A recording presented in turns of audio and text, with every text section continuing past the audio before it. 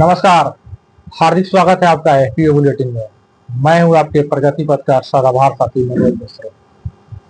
आज के बुलेटिन में नए कोल्ड स्टोरेज के निर्माण, पूर्व से कार्यरत कोल्ड स्टोरेज में सौर ऊर्जा की संस्थापना एवं माइक्रो कूलिंग चेंबर के निर्माण संबंधी एक आकर्षक अनुदान सहायता योजना के बारे में आपको लाभकारी जानकारी मिलने वाली है। इस बेहद उपयोगी वीडियो में योजना के स्वरूप, आहारता, लागत, अनुदान सहायता, आवेदन की प्रक्रिया व अपेक्षित डॉक्यूमेंट्स आदि के बारे में आप विस्तार से रूबरू होने वाले हैं। तो मुकम्मल जानकारी के लिए पूरा वीडियो जरूर देखिए। मगर इस योजना के स्वरूप और अनुदान सहायता आदि के बारे में जानने के पहले अगले 2-3 मिनटों में यह समझ लीजिए कि इस योजना की आवश्यकता क्यों महसूस की गई है और किसानों, एफपीओ, अपेक्षों व उद्यमियों आदि के साथ साथ ग्रामीण अर्थव्यवस्था के सुदृढ़ीकरण के लिए यह योजना किस कदर लाभकारी साबित होने वाली है।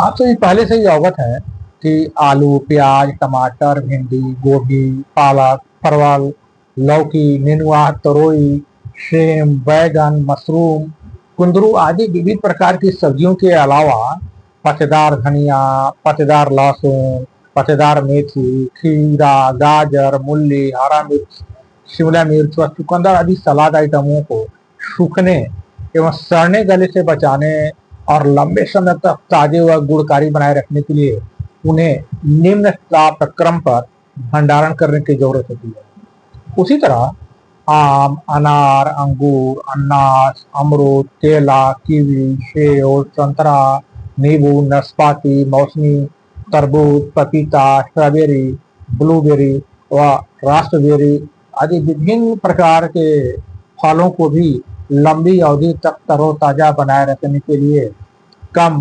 तापक्रम पर रखना जरूरी होता है। इतना ही नहीं, चाहे गेंदा, गुलाब, गुलमोहर, गुलमेहदी, गुलबहार, चंपा, चमेली का फूल हो या कनेर कमल आदि का फूल हो, वो भी तुड़ाई के पश्चात बगैर निम्न टेम्परेचर के तुरंत मुरझा जाते हैं। लिहाजा इन सब्जियों, फलों व फूलों के उत्पादकों व कारोबारियों को भारी आर्थिक क्षति होती है। इन सब्जियों, फलों व फूलों के छोटे छोटे उत्पादकों व छोटे छोटे कारोबारियों के पास इतनी आर्थिक क्षमता नहीं होती है कि वे कोल्ड स्टोरेज का निर्माण कर अपने उत्पादों को लंबे समय तक ताजे व सुरक्षित रख सकें।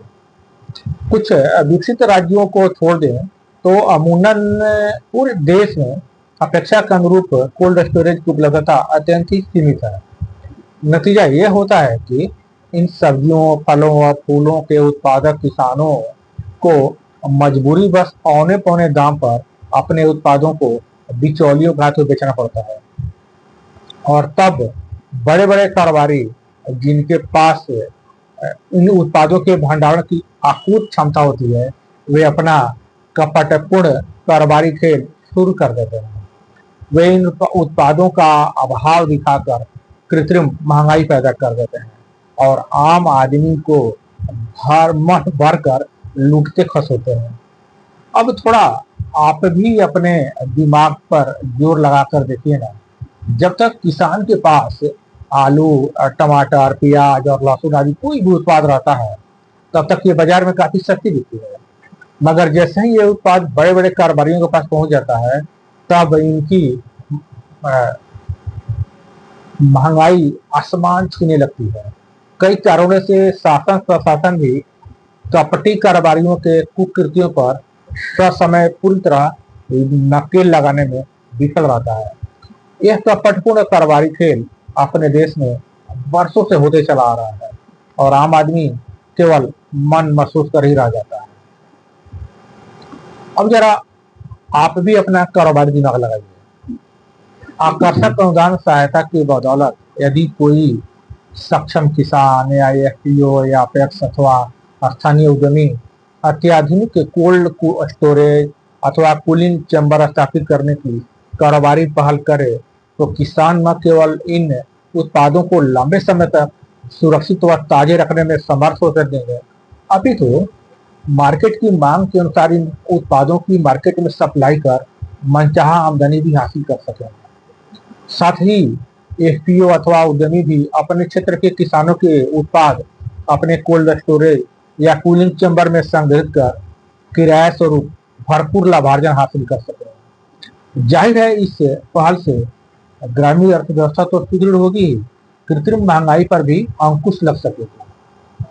अब आप भली भांति समझ गए होंगे कि इन्हीं कारणों के मद्देनजर केंद्र व राज्य सरकारें किसानों, एफपीओ, पैक्सों व विभिन्न प्रकार के उद्यमियों को भी मार्केट का मंजा हुआ कारोबारी खिलाड़ी बनाने और सब्जियों, फलों व फूलों को सड़ने गले से बचाने हेतु नए कोल्ड स्टोरेज व कुल चैम्बर की स्थापना व पुराने कोल्ड स्टोरेज के सुधराइजेशन के लिए प्रोत्साहन व आकर्षक अनुदान सहायता योजनाएं संचालित कर रही है। आइए अब योजना के स्वरूप को समझ लिया जाए। वैसे तो पिछले कुछ वर्षों से नाबार्ड व उद्यान विभाग सहित केंद्र व राज्य सरकारों के विविध संस्थानों के अलावा निजी क्षेत्र के कुछ संस्थान भी ग्रामीण क्षेत्रों में कोल्ड स्टोरेज अथवा कूलिंग चैम्बर के निर्माण तथा संचालन हेतु एफपीओ एवं कृषि उद्यमियों को समुचित प्रोत्साहन व अपेक्षित बीज पोषण कर रहे हैं। क्योंकि उद्यान विभाग की पहुंच गांव-गांव तक है, इसलिए आज के वीडियो में हम लोग उद्यान विभाग द्वारा कोल्ड स्टोरेज व कुल चैम्बर के निर्माण एवं संचालन हेतु किसानों, एफपीओ, पैक्सों व विभिन्न प्रकार के उद्यमियों आदि को प्रदान की जा रही अनुदान सहायता योजना के बारे में जानकारी हासिल करेंगे। और हाँ, समय की बाध्यता के कारण हम यहाँ केवल बिहार के उद्यान विभाग द्वारा संचालित कोल्ड स्टोरेज व कुल चैम्बर संबंधी योजना की चर्चा कर रहे हैं। यदि आप दूसरे राज्य के निवासी हो तो आप अपने राज्य के संदर्भ में इसका अवलोकन कर सकते हैं। देखिए, राज्य सरकार चौथे कृषि रोड मैप के अंतर्गत नए कोल्ड स्टोरेज के निर्माण, पहले से कार्यरत कोल्ड स्टोरेजों को सोलर पैनल से लैस करने तथा solar panel micro cool chamber की अनुदान सहायता योजना संचालित कर रही है। क्योंकि इस योजना के 3 घटक हैं, लिहाजा तीनों घटकों के स्वरूप, उनकी लागत व अनुदान सहायता की जानकारी आपको बारी बारी से दी जा रही है। तो पहला घटक है इस योजना का, वो है नए कोल्ड स्टोरेज के निर्माण का। इस घटक के अंतर्गत राज्य के ऐसे 12 जिलों को चिन्हित किया गया है जहां पर किसानों को कोल्ड स्टोरेज की सुविधा सहजता से उपलब्ध नहीं है।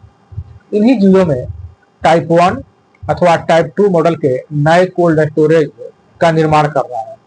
ये चिन्हित जिले हैं मधुबनी, नवादा, औरंगाबाद, बांका, सहरसा, जमुई, मुंगेर, जहानाबाद, लखीसराय, शेखपुरा, अरवल और शिवहर। ये भी जान लीजिए कि टाइप 1 मॉडल कोल्ड स्टोरेज की क्षमता अधिकतम 5000 मीट्रिक टन और टाइप 2 मॉडल के कोल्ड स्टोरेज की क्षमता अधिकतम 2000 मीट्रिक टन शासन द्वारा निर्धारित की गई है। अब थोड़ा हम लोग इकाई लागत की बात कर लेते हैं। देखिए, इन दोनों टाइप के कोल्ड स्टोरेज के निर्माण की लागत को जब ध्यान देते हैं तो ये निकल कर आता है, जो शासन द्वारा निर्धारित किया गया है कि टाइप 1 मॉडल के कोल्ड स्टोरेज के निर्माण की लागत 8000 रुपए प्रति मीट्रिक टन निर्धारित की गई है। वहीं टाइप 2 मॉडल के कोल्ड स्टोरेज के निर्माण की लागत शासन द्वारा 10,000 रुपए प्रति मीट्रिक टन निर्धारित की गई है। कहने का ऐसा ये है कि टाइप 1 मॉडल के कोल्ड स्टोरेज निर्माण की लागत शासन द्वारा 4 करोड़ रुपए निर्धारित की गई है। वहीं टाइप 2 मॉडल के कोल्ड स्टोरेज के निर्माण की लागत शासन द्वारा 2 करोड़ रुपए निर्धारित की गई है। अब अनुदान सहायता को भी समझ लीजिए। देखिए, दोनों प्रकार के मॉडल के कोल्ड स्टोरेज के निर्माण करने पर शासन द्वारा 50% अनुदान सहायता प्रदान की जा रही है। यदि इस अनुदान सहायता प्रतिशत को राशि के रूप में गणना करें तो टाइप 1 कोल्ड स्टोरेज के निर्माण पर 2 करोड़ रुपए की अनुदान सहायता मिल रही है। वहीं टाइप 2 कोल्ड स्टोरेज के निर्माण पर 1 करोड़ रुपए की अनुदान सहायता मिल रही है। तो आप पहला घटक समझ गए। अब दूसरे घटक की बात करते हैं। दूसरा घटक है कि कोल्ड स्टोरेज में सौर ऊर्जा की स्थापना। इस घटक में क्या हो रहा है कि जो वर्तमान में समय में जो राज्य में कार्यरत कोल्ड स्टोरेज है उनमें सौर ऊर्जा की स्थापना करनी है। इसका उद्देश्य है कि विद्युत ऊर्जा पर निर्भरता कम कर कोल्ड स्टोरेजों को सौर ऊर्जा से संचालित किया जाए ताकि संचालन लागत कम आए और न्यूनतम 25% कम किराए दर पर किसान अपने उत्पादों का भंडारण कर लागत को कम कर सके। तो यह घटक जो है, दूसरा घटक जो चर्चा कर रहे हैं, पूरे बिहार के सभी जिलों के लिए है। अब जहां तक लागत और अनुदान सहायता की बात है, तो समझ लीजिए कि इस घटक के अंतर्गत पहले से कार्यरत कोल्ड स्टोरेजों के सुपरवाइजेशन पर शासन द्वारा 35 लाख रुपए की लागत निर्धारित की गई है। जहां तक अनुदान सहायता की बात है, तो शासन द्वारा लागत का 50% अनुदान सहायता लाभुकों को प्रदान की जा रही है। इस अनुदान सहायता प्रतिशत को यदि राशि के रूप में गणना करें, यह हो जाएगा 17,50,000। अब तीसरे घटक की बात करते हैं। देखिए, इस योजना का जो तीसरा घटक है वह है सोलर पैनल माइक्रोकूल चैम्बर स्थापित करने के।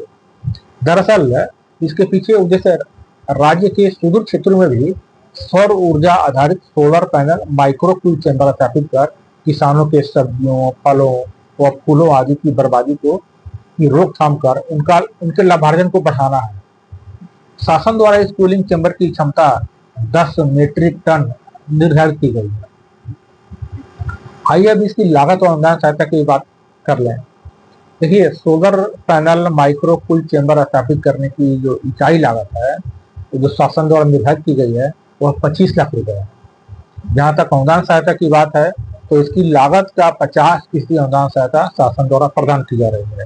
यदि इस अनुदान सहायता प्रतिशत को राशि के रूप में गणना करें, यह हो रहा है 12,50,000 रुपए। तो तीनों घटक आप समझ गए। अब आइए बात कर लेते हैं कि अहर्ता के बारे में, यानी इस योजना के लाभ लेने के लिए कौन कौन आवेदन कर सकता है। तो देखिए, राज्य का कोई भी किसान उत्पादक संगठन, टैक्स, उद्यमी, कंपनी या फर्म आदि इस योजना का लाभ लेने के लिए आवेदन कर सकता है। चलिए अब आवेदन की प्रक्रिया को भी समझ लिया जाए। देखिए, इसके लिए उद्यान विभाग की वेबसाइट पर ऑनलाइन आवेदन करना है, जिसका लिंक है horticulture.bihar.gov.in। जब इस लिंक पर आप जाएंगे तो आपको पोस्ट हार्वेस्ट मैनेजमेंट टैब दिखाई देगा। सबसे पहले उसी पर आपको अपना निबंधन करके लॉगिन आईडी और पासवर्ड प्राप्त कर लेना है। उसके बाद इस योजना के अंतर्गत जिस घटक पर आपको लाभ लेना है, उसका चयन करके वांछित सूचनाओं को अंकित करते हुए अपेक्षित डॉक्यूमेंट्स अपलोड कर लेना है। सफलतापूर्वक सबमिट हो जाने के बाद ये आगे की प्रक्रिया सहायक निदेशक व स्टेट लेवल एग्जीक्यूटिव कमेटी द्वारा की जाएगी। हाँ, ध्यान रहे कि आवेदक किसान को डीबीटी पोर्टल पर पंजीकृत होना जरूरी है। परियोजना की स्वीकृति के 6 माह के भीतर आपको परियोजना पूर्ण कर लेना जरूरी है। इस योजना के तहत जो शासन द्वारा जो निर्धारित किया गया है समय से। अब यह भी जान लीजिए कि आवेदन करते समय मुख्य रूप से आपको कौन कौन से डॉक्यूमेंट्स अपलोड करने हैं। तो देखिए, पहला है आपको विस्तृत परियोजना प्रस्ताव यानी डीपीआर, दूसरा है सिविल निर्माण का प्राक्कलन, तीसरा है लेआउट प्लान, चौथा है प्लांट या मशीनरी का कोटेशन, और पांचवा है वांछित एनओसी अथवा शपथ पत्र, और छठा है बैंक द्वारा ऋण देने की सहमति पत्र अथवा ऋण की स्वीकृति पत्र या अन्य संबंधित कागजात। तो मेरी समझ से यदि आप पूरे वीडियो को ध्यानपूर्वक देखे और सुने होंगे, तो आपको इस योजना से संबंधित सभी जानकारी से आप रूबरू हो गए होंगे। यदि अभी कोई कंफ्यूजन हो तो आप कमेंट बॉक्स में लिख सकते हैं, यहाँ भी आपको समुचित मार्गदर्शन मिलेगा। इसके अलावा आप इस बाबत विस्तृत जानकारी के लिए अपने जिले के सहायक निदेशक उद्यान से भी संपर्क कर सकते हैं। आप चाहें तो इस योजना से संबंधित गाइडलाइन को आप विभागीय वेबसाइट से भी अपलोड करके अवलोकन कर सकते हैं। तो अब जरूरी जानकारी व डॉक्यूमेंट्स का प्रबंध कर नए कोल्ड स्टोरेज के निर्माण या कार्यरत कोल्ड स्टोरेज के सोलराइजेशन अथवा माइक्रोकूल चैम्बर की स्थापना की दिशा में आगे बढ़िए।